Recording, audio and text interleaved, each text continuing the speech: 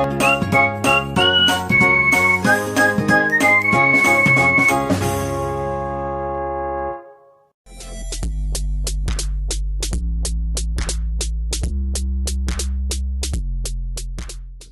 we're going to be testing one of the #1 selling products for a right angle grinder, which is an 045 thin cutoff wheel.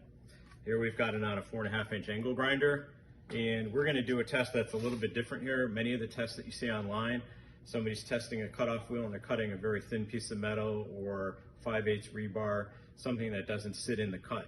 In order to do a proper test, we believe that the wheel has to sit in a cut and generate heat.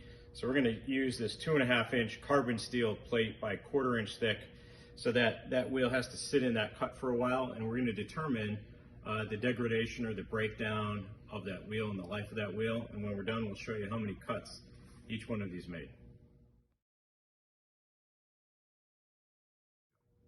So using the same 2.5-inch by 1/4 inch thick carbon steel plate, we're going to use the United Abrasive SATE wheel.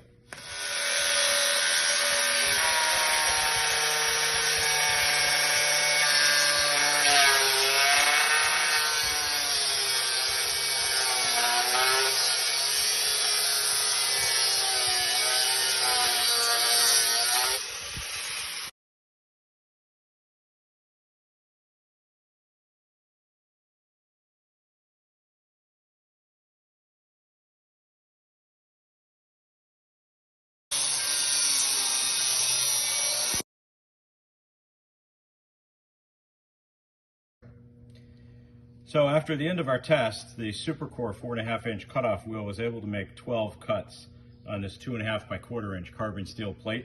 The United Abrasives wheel only made 7 cuts. The Supercore wheel is half the price of the United Abrasives wheel, and you get 50% more cuts out of that wheel.